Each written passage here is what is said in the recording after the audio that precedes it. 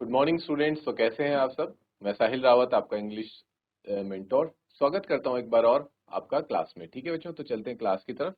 Last class में हम पढ़ रहे थे, देखो हमने पैराग्राफ 5 कंप्लीट कर लिया था, जिसमें हमने मंगूज के बारे में जाना था कि मंगूज कैसे होते हैं। हमेशा ग्रुप में रहते हैं, ग्रुप में ही शिकार करते हैं, ग्रुप में ही खाने की तलाश में जाते हैं। और ग्रुप में ही क्यों रहते हैं? क्योंकि ग्रुप में ये फील करते हैं सेफ, सुरक्षित महसूस करते हैं। ठीक है, सबसे मेन चीज होती है बच्चों, कोई भी क्रिएचर है या फिर कोई भी एनिमल है या ह्यूमन है, वो ग्रुप में क्यों रहना चाहता है? ठीक है, झुंड में क्यों रहता है? क्यों? क्योंकि वो वहां पे क्या फील करता है? सेफ्टी फील करता है। Main purpose is safety. ठीक है, तो ये भी जब अपने ग्रुप में रहते हैं तो ये सेफ्टी फील करते हैं। क्यों? क्योंकि ये एक दूसरे को क्या करते हैं बच्चों? एक दूसरे को प्रोटेक्ट करते हैं। ठीक है, अगर जैसे मान लीजिए खाना ढूंढने गए हैं, तो इनमें से कोई भी एक इधर उधर पीछे रह जाता है या फिर किसी झाड़ी या फिर चट्टान के पीछे छिपा रह जाता है, तो ये क्या करते हैं? आवाज निकाल के उसको कॉल आउट करते हैं और बोलते हैं कि हमारे ग्रुप के साथ ही चलो। और साथ ही साथ ये क्या भी करते हैं बच्चों, जब कभी भी ये अपने आसपास डेंजर को देखते हैं, खतरे को महसूस करते हैं, तो ये सिग्नल भी प्रोड्यूस करते हैं, जिससे कि ये सबके सब वार्न हो जाए, इन सबको चेतावनी मिल जाए कि हाँ आसपास कोई खतरा है। ठीक है स्टूडेंट्स, ये हमने लास्ट क्लास में रीड कर लिया था। आगे बढ़ा जाए।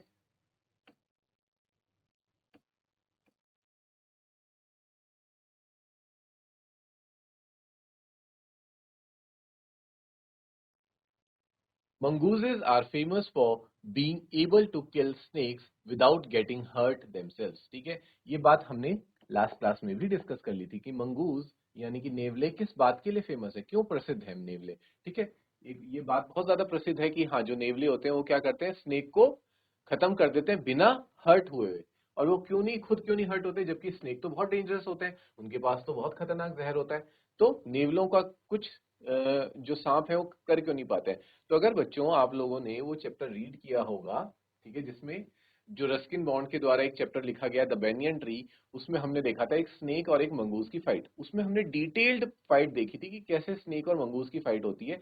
थोड़ा मैं आपको फिर से रिमाइंड करवाने के लिए एक बार रिवीजन करवा देता हूँ आपका। ठीक है, तो स्नेक और मंगूस जब फाइट करते हैं, तो देखो बच्चों डिफरेंस क्या होता है। जो मंगूस है वो स्नेक से क्या होता है? बहुत ज्यादा फास्ट होता है, उसके जो रिफ्लेक्सेस हैं वो मंगूस से काफी ज्यादा फास्ट रहते हैं। तो जब तक स्नेक एक अटैक करके वापस अपनी पोजीशन लेके दूसरे अटैक कर रहा होता है, तब तक मंगूस क्या करता है? अपनी पोजीशन चेंज करके एक जगह से दूसरी जगह जंप मार के क्या करता है? उसको चकमा दे देता है और उसको पीछे से आकर के अटैक कर देता है। ठीक है स्टूडेंट्स, और जो उसके पंजे होते हैं और दांत होते हैं वो बहुत ज्यादा स्ट्रांग होते हैं।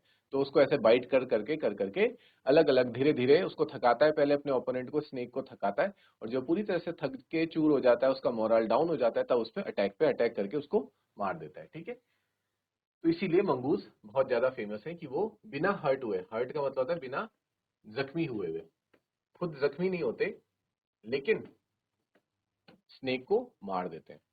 Their reactions are so fast. देखो रीजन बताया गया है क्यों ऐसा क्यों हो पाता है, क्योंकि जो उनके रिएक्शंस है ना, रिएक्शंस का मतलब क्या होता है? आपने ये सुना होगा, every action has an equal and opposite reaction. अगर आप कोई एक्शन कर रहे हैं तो उसके बदले में उसकी जो प्रतिक्रिया हो रही है ना, क्रिया की प्रतिक्रिया जो होती है, उसी को कहते हैं रिएक्शन। ठीक है, एक्शन होता है हमारा स्टूडेंट्स क्रिया, कोई हमने काम किया, और उस क्रिया की जो प्रतिक्रिया होती है वो होता है बच्चों रिएक्शन। जैसे मान लीजिए आप क्लास में बैठे हैं और आप क्लास में बहुत तेज तेज से चिल्ला चिल्ला के अगर बात करने लगे, तो टीचर का रिएक्शन क्या होगा? टीचर, ये आपने एक्शन किया, आप तेज तेज बात करने लगे, टीचर का रिएक्शन क्या आएगा? कि टीचर आपको या तो पनिशमेंट देगा या फिर आपको कुछ ना कुछ क्लास से बाहर निकाल देंगे, या फिर कुछ ना कुछ आपको डांट पड़ेगी, टीचर आपको डांटेंगे। तो ये टीचर का रिएक्शन था। ठीक है स्टूडेंट्स, इसी को बोलते हैं एक्शन एंड रिएक्शन। तो हमें बताया जा रहा है कि जो मंगूज का रिएक्शंस होता है, अगर स्नेक कोई एक्शन लेता है, तो जो उसके बदले में मंगूस का जो रिएक्शन आता है वो स्नेक से भी फास्ट होता है, और स्नेक को पता भी नहीं चलता कि कैसे वो इतनी तेजी से स्नेक के प्रहार को, हमले को डॉज कर लेता है। डॉज का मतलब होता है बच्चों हमले से बचना। ठीक है, आपने देखा होगा, जैसे अगर आपको कोई मारने की कोशिश करता है तो आप बचने के लिए क्या करते हैं? इस हैंड से अपने आप को डॉज करते हैं, ऐसे करके इस तरह से डॉज करते हैं ना, तो उसी को कहते हैं बच्चों डॉज करना, मतलब हमले को रोकना। ठीक है, तो वो अपने आप को डॉज करता है, और जब तक स्नेक दोबारा स्ट्राइक करता, उसको पीछे से आकर के अटैक कर देता है। They continuously make a nuisance of themselves until, और वो क्या कर देते हैं, स्नेक की नाक में दम कर देते हैं, मतलब पहले उसको परेशान करते हैं, थकाते हैं, चिढ़ाते हैं और थकाते हैं। After a while when the snake gets tired, देखो वही बात कही गई है, जब थोड़े टाइम बाद स्नेक ना थक जाता है, क्योंकि एक तो उसको चिढ़ा रहा है, मंगूस चिढ़ाता है इधर उधर कूद करके, और स्नेक को ये भी लग रहा है कि मेरे सारे जो वार हैं, प्रहार हैं, वो सब खाली जा रहे हैं, कुछ भी नहीं हो रहा है इसको, और उसको और ज्यादा चिढ़ाता है, थकाता है, और जब वो थक जाता है दे quickly dive in for the किल, और फिर वो उसको अटैक करते हैं टू किल, उसको मार देते हैं। क्लियर? देखो डॉज का मतलब है move quickly to avoid its enemy, फटाफट से अपने एनिमी से बचना, इधर उधर मूव करके या फिर कुछ मूवमेंट कर करके। ठीक है स्टूडेंट्स, यहां तक क्लियर? ओके स्टूडेंट्स, कंटिन्यू करते हैं आगे अपने 7th पैराग्राफ के साथ। ठीक है, हमने 6th पैराग्राफ में मंगूज, 5th और 6th पैराग्राफ में मंगूज के बारे में पढ़ा।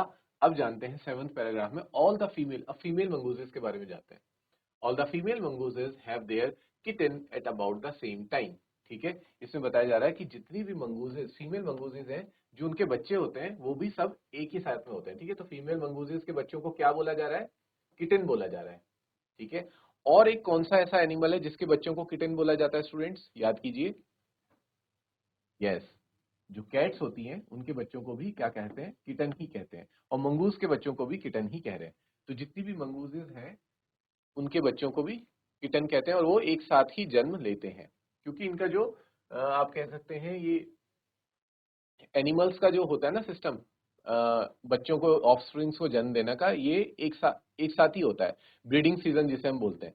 ठीक है, तो ये उसी ब्रीडिंग सीजन में बच्चों को जन्म देते हैं। At about the same time they are raised by the whole group in a den, और इन बच्चों को पाला पोसा भी कैसा जाता है, ग्रुप में ही पाला पोसा जाता है। ठीक है, और कहाँ पे? एक डेन के अंदर, एक गुफा के अंदर। डेन पता है ना बच्चों आपको? गुफा, गुफा के अंदर इनका पालन पोषण होता है, made inside an old termite mount. और ये गुफा कहाँ बनाई जाती है? टर्माइट माउंट और हॉलो लॉग, या कोई खाली बड़ी सी पेड़ की लकड़ी होगी। ठीक है, कोई बड़ा सा पेड़ का तना होगा, वहां पे बनाते हैं अपनी गुफा को। या फिर टर्माइट माउंट, आपने बच्चों वो देखा होगा दीमक का टीला, दीमक जो होते हैं वो टीले बनाते हैं ना, बड़े बड़े टीले। हाँ, तो उनके अंदर भी ये अपनी डेंस बनाते हैं। When most of the adults are out looking for food, one और two males stay behind to stand guard until the others return for the night. ठीक है, इसमें क्या बताया जा रहा है कि शिकार करने कौन जाते हैं बाहर? मेल्स। ठीक है, एनिमल्स में, मंगूजेस में जो मेल मंगूज होते हैं वो ग्रुप में शिकार करने जाते हैं बाहर, और फीमेल्स जो होती हैं वो घर पे रहती हैं, यानी कि डेंस में रहती हैं और उन बच्चों का पालन पोषण करती हैं। लेकिन ऐसा नहीं कि सारे के सारे मेल्स ही शिकार पे चले जाते हैं, क्योंकि अगर ऐसा होगा, सब मेल्स शिकार पे चले गए मंगूज, और कोई बड़ा सा पाइथन या फिर कोई बड़ा स्नेक उस डेन के अंदर आ गया, तो फीमेल्स उतने स्ट्रांग नहीं है कि वो उसको प्रोटेक्ट कर पाए, अपने आप को भी और अपने बच्चों को भी। इसीलिए वो क्या करके जाते हैं, कुछ मेल मंगूज, 3-4 मेल मंगूज वहीं पे रहते हैं। ठीक है, घर पे, या फिर आप कह सकते हैं उन डेंस में रहते हैं, उनको प्रोटेक्ट करने के लिए, एज अ प्रोटेक्टर। क्लियर? और वो वेट करते हैं, और ये शिफ्ट वाइज होता है। ठीक है, आज मान लीजिए किसी 4-5 मंगूजेस की शिफ्ट है, तो आज वेट करेंगे घर पे, कल दूसरे जाएंगे और दूसरे वेट करेंगे, और वो रात तक वेट करते हैं जब तक कि वो बाहर से कुछ खाने पीने का सामान लेकर के आते हैं। Clear? Okay students, I hope यहां तक आप लोगों को क्लियर होगा।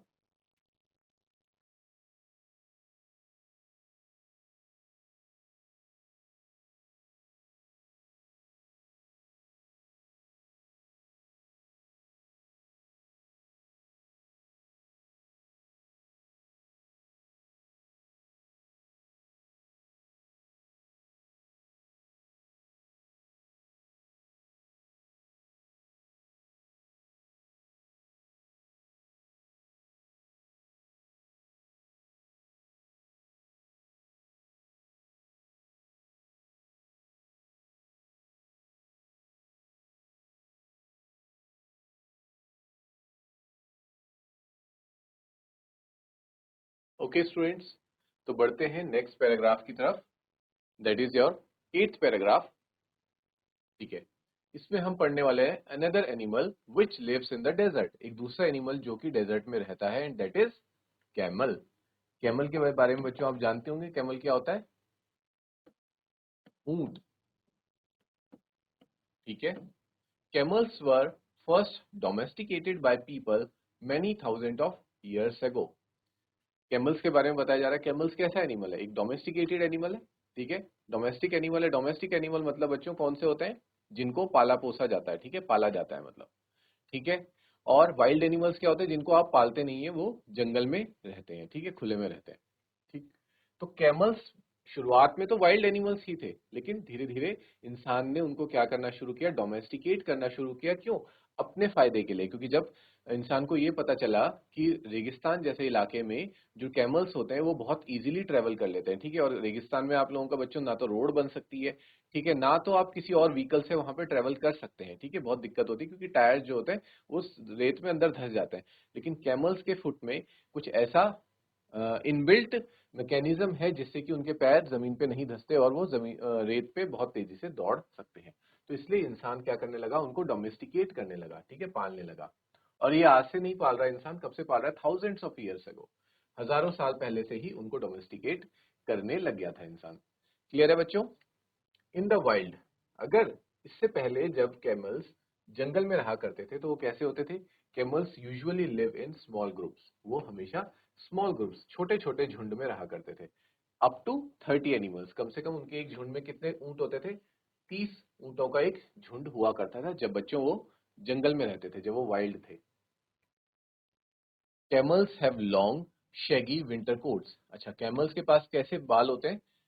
जो उनके बाल होते हैं वो वर्क करते हैं एज अ विंटर कोट्स, ठीक है, उनको सर्दी में बचाते हैं, ठीक, टू कीप वार्म, ताकि उनको गर्म रख सके।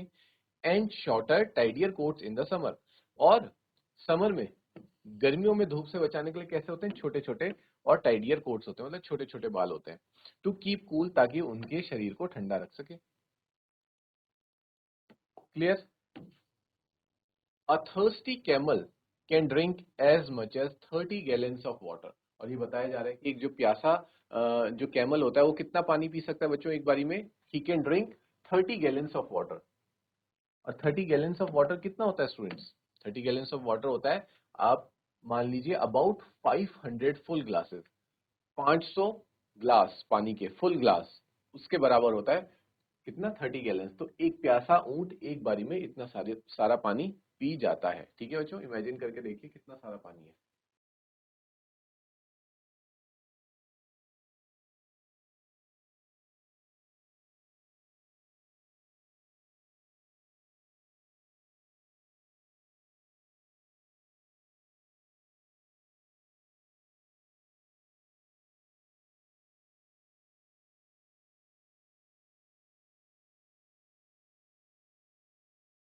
ओके स्टूडेंट्स, आगे बढ़ते हैं। इन जस्ट 10 मिनट्स, ठीक है, हमने देखा था कि जो कैमल होता है, अगर एक थर्स्टी कैमल है तो वो एक बारी में कितना पानी पी जाता है? 30 गैलन्स। 30 गैलन्स किसके बराबर होता है? 500 glasses of, full glasses of water के बराबर। और वो भी कितने टाइम में? सिर्फ और सिर्फ 10 मिनट्स के अंदर। इसके पीछे का रीजन आप जानते हैं बच्चों क्या हो सकता है कि उनके अंदर ऐसी कैपेसिटी क्यों है कैमल्स के अंदर? तो देखिए, इसके पीछे हमें जाना पड़ेगा वहां की ज्योग्राफिकल कंडीशंस के लिए। हम पढ़ रहे हैं ना डेजर्ट, तो डेजर्ट में पहली बात बच्चों पानी की बहुत ज्यादा कमी होती है, ठीक है। और कहीं पे अगर पानी मिल भी गया, ऊंट क्या होते थे? जो नोमैड्स और जो बंजारे होते थे, उन लोगों के पास ऊंट हुआ करते थे, वही लोग कैमल्स को डोमेस्टिकेट करते थे। और वो लोग एक जगह से दूसरी जगह ट्रेवल करते रहते थे लगातार, ठीक है, लगातार एक जगह पे वो ज्यादा समय तक नहीं रहते थे, क्योंकि वो ट्रेवल कर रहे होते थे खाने और पानी की तलाश में। तो जब कहीं भी उनको पानी मिलता था तो वो थोड़े देर के लिए वहां रुकते थे, और ज्यादा देर के लिए वो वहां नहीं रुक सकते थे, क्योंकि ड्यू टू वेरियस रीजंस की वहां पे गर्मी है क्या है जो भी है, वो एक जगह पे ज्यादा देर नहीं रुकते थे। तो उनके पास क्या होता है? बहुत कम समय होता है, उसको कम समय में खूब सारा पानी पीना होता है और उसको स्टोर भी करना होता है अपने आगे फ्यूचर के लिए, ठीक है। तो फटाफट से क्या कर लेता है बच्चों? बहुत सारा पानी बहुत कम टाइम में पी के अपने पेट में उसको स्टोर कर लेता है। क्लियर है? पेट में कह सकते हैं, या फिर बच्चों आपने देखा होगा कैमल जो होता है कुछ इस तरीके से स्ट्रक्चर होता है उसके, उस पे, ठीक है, और ये उसकी गर्दन रहती है, ठीक है, इस तरीके का मैंने थोड़ा गलत बनाया, बट आप बस ये समझिए, जो उसका ये होता है ना हम्प, उस हम्प में वो क्या करता है? पानी को स्टोर करता है, ठीक है। Normally, however, it gets all the moisture it needs from desert plants and can survive for up to 10 months without drinking any water at all। ये वही कह रहा है जो मैंने आपको बच्चों अभी बात बताई कि वो पानी को एक बार अपने अंदर स्टोर कर लेता है और कितने महीने तक, कम से कम 10 महीने तक बिना पानी पिए भी जिंदा रह सकता है। ठीक है, और साथ ही साथ वो दूसरी तरीके से मॉइस्चर भी लेता है। कैसे? जो डेजर्ट में पाए गए प्लांट्स है ना, उनको खा करके भी वो अपने पानी की कमी को दूर कर लेता है, मॉइस्चर को इनटेक करता है। क्लियर स्टूडेंट्स, यहां तक?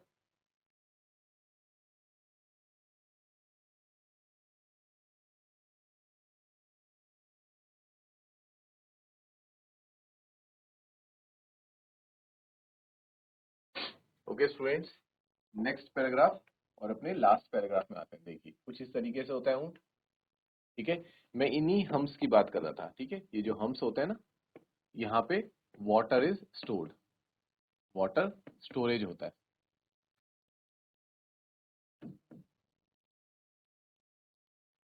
क्लियर? और कुछ इस तरीके से लंबे लंबे बाल रहते हैं इसके, कब? विंटर्स में। और जब समर्स होती हैं तो छोटे छोटे बाल रहते हैं। क्लियर? नाइन्थ पैराग्राफ देखिए, there are two different kinds of camel. Camel दो टाइप्स के रहते हैं। One known as the dromedary has only a single hump. ठीक है, एक होते हैं जो ड्रोमडेरी होते हैं, जिनके के सिर्फ और सिर्फ क्या होता है बच्चों, एक सिंगल हम्प होता है। ठीक है, आपने मोस्टली ये सिंगल हम्प वाले ऊंट ही देखे होंगे जिनको हम ड्रोमडेरी बोलते हैं। जैसे कि आप इस पिक्चर में देख पा रहे हैं, यहाँ पे कितने हम्प देखने को मिल रहे हैं आपको? दो हम्प देखने को मिल रहे हैं। ठीक है, मोस्टली जो आपने देखा होगा बच्चों, वो आपने सिर्फ और सिर्फ वन हम्प वाला कैमल ही देखा होगा, उसको कहते हैं dromedary. The other is called a Bactrian camel and has two humps. और जो दूसरा होता है जिसके टू हम्प्स होते हैं, उसको कहते हैं बच्चों बैक्ट्रियन। तो आप याद रखेंगे, मैं नोट डाउन भी कर लेता हूं साइड में। सिंगल हम्प, आप भी नोट कीजिए, सिंगल हम्प वाले को क्या कहते हैं? ड्रोमडेरी, DROMEDARY। और डबल हम्प वाले को क्या कहते हैं students?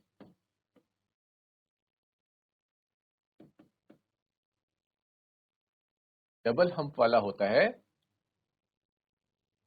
Bactrian, BACTRIAN।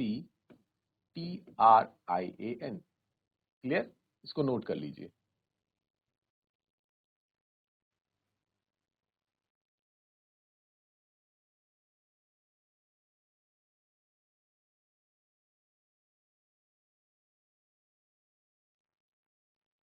The humps help animals to survive in desert. ये हम्प किस लिए होते हैं? एनिमल्स को डेजर्ट में सर्वाइव करने के लिए, क्योंकि ये क्या काम करते हैं? स्टोरेज कंटेनर्स का काम करते हैं। जैसे मैंने अभी बताया था, जैसे कंटेनर होते हैं ना हमारे पास, बर्तन सामान को रखने के लिए। But they don't store water as many people wrongly believe. They are full of fat. This fat nourishes the camel when food is scarce if they have nothing to eat for several days. Their humps shrink as fat is used up. There are many other ways in which camels are adapted to desert life. Their mouths are so tough that even the sharp thorn cannot pierce through. ठीक है, तो अब हमें बताया जा रहा है बच्चों कि जो इनके हम्प होते हैं उसमें वाटर के साथ साथ फैट भी स्टोर होता है, और ज्यादा अमाउंट में फैट स्टोर रहता है। ठीक है, उस हम्प में क्या स्टोर रहता है? फैट स्टोर रहता है। और वो फैट क्या है, किस लिए हेल्प करता है बच्चों? बॉडी में फैट क्यों स्टोर रहता है? चाहे वो एनिमल्स हो, ह्यूमंस हो, जब कभी भी हमें एनर्जी की जरूरत हो तो एनर्जी कहाँ से मिलती है? उस जो स्टोर्ड फैट है वही एनर्जी में कन्वर्ट होता है। ठीक है, तो वो एनर्जी के लिए काम आता है। मान लीजिए जैसे ऊंट को बहुत लंबा ट्रेवल करना होगा, तो उसको एनर्जी कहाँ से मिलेगी? अपनी उसी हम्प से, जो स्टोर्ड फैट है वहां से मिलती है। ठीक है, और भी बहुत तरीके हैं जिससे कि जिसके थ्रू जो ये कैमल्स हैं ये अडेप्ट कर जाते हैं, कहाँ के लिए? डेजर्ट लाइफ के लिए। ठीक है, जैसे कि हमने देखा ही था उनके बाल कैसे होते हैं, सर्दियों में बहुत बड़े बड़े बाल होते हैं, गर्मियों में छोटे छोटे बाल होते हैं। इसके थ्रू भी वो अपने आप को सर्दी और गर्मी से बचा पाते हैं। दूसरा, जो उनका माउथ होता है वो क्या होता है? बहुत ज्यादा टफ होता है, क्योंकि उनको क्या खाने होते हैं बच्चों? वहां की प्लांट्स। और वहां के प्लांट्स कैसे, हमने शुरू में देख लिया था, वहां पे सिर्फ और सिर्फ क्या होती है? स्मॉल बुशेज होते हैं। बुशेज यानी कि झाड़ियां। ठीक है, तो झाड़ियों में बड़े बड़े कांटे होंगे, तो उनका मुंह इतना टफ होता है कि वो उन कांटों को इजीली खा लेते हैं, और उनको वो कांटे चुभते भी नहीं है। ठीक है, मतलब वो कांटे कैन नॉट पियर्स थ्रू का मतलब, पियर्स का मतलब होता है जैसे चीर के बाहर निकलना। जैसे कांटा है तो इसको चीर के बाहर निकले, पर ऐसा नहीं होता है ऊंटों के केस में। तो जब कभी भी आप किसी ऊंट को झाड़ियों को, बड़े बड़े कांटों को खाते हुए देखिएगा, तो टेंशन मत ले लेना। ठीक है, क्योंकि उनको उन कांटों से कुछ भी असर होने वाला नहीं है। उनका माउथ जो होता है बहुत ज्यादा स्ट्रांग होता है। ठीक है, क्लियर है बच्चों? यहां तक सबको क्लियर है?